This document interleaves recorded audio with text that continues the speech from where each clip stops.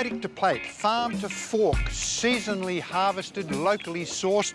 These are the new hipster terms that have turned the reading of a menu into a marathon, inevitably done in the low-lit ambience of an excruciatingly expensive restaurant. It's not enough now to simply serve steak, vegetables and fries. That cow must walk into the kitchen, those greens must live nearby, and those fries must be so fresh they've leapt into the fryer by themselves.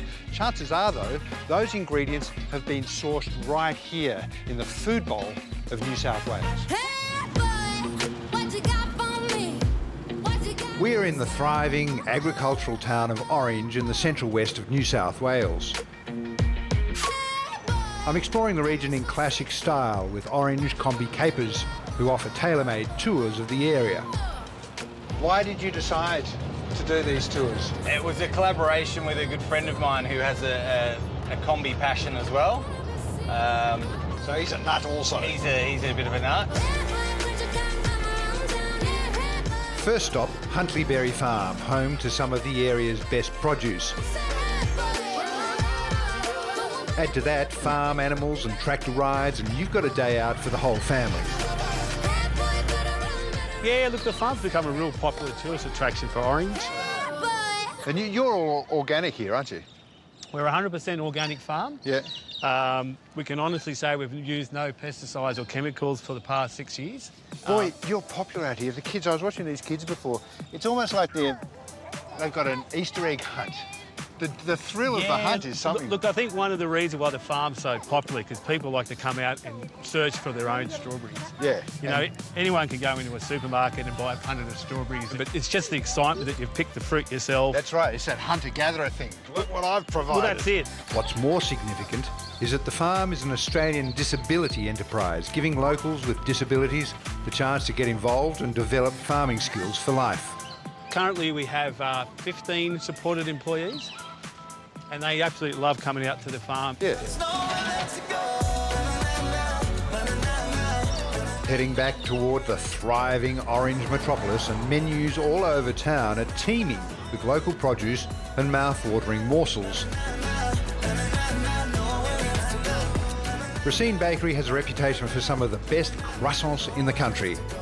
Look, we just always wanted to replicate what we were having in France on our travels and so on, and we couldn't find something equivalent. Yeah. What's the secret ingredient? 10 years of trial and error. Right.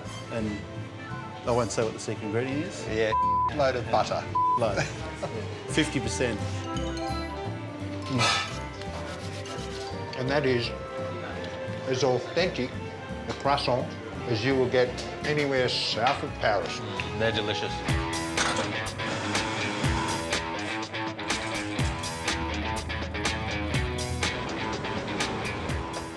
What is it about gelati? It's just cream, milk and sugar, but it's the hip new addiction. Even here in Orange, one of the coldest places in the world, it just marches out the door. When this place first opened, they sold 1 ton of the stuff in 3 days. Spilt Milk Bar brings a taste of Italy to downtown Orange. So everything is made in-house? Everything's made in-house. We don't use any artificial flavours, colours. And is it all, like, locally sourced? A lot of it's locally sourced. The milk is from Little Big Dairy in Dubbo. Stone fruit and berries are all local. Why do you keep it beneath the lid, not on This display? is called a pozzetti. It's an Italian... It's the traditional way of serving gelato in Italy. But does the lid help? The lid, so it keeps it dark, it keeps the air away from it, so it keeps the gelato in the best possible environment. So the next stop is Nashdale Lane Cellar Door to do a bit of wine tasting. Right, here we are. Just down here.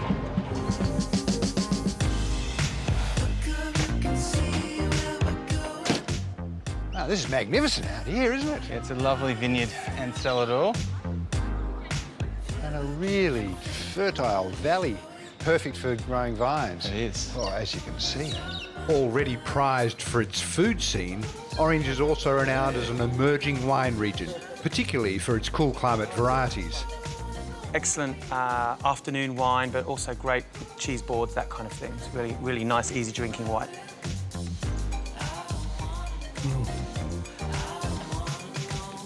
Oh, it's got a delightful texture too, hasn't it? Yeah. It's the ideal place to settle in for the afternoon or for a couple of days with luxury glamping cabins on site. Beautiful spot you've got here. Yeah, it is. So this is an old apple packing shed. So the vineyard here was planted in 2001. It's a great experience here when you're tasting wines, because as customers are coming in trying the wines, you can literally show them the blocks where You're right in amongst everything's it. come from. Yeah. Yeah, exactly. We often talk about, you know, paddock to plate. This is grape to glass, isn't it? Vine to wine. Vine to wine, of course.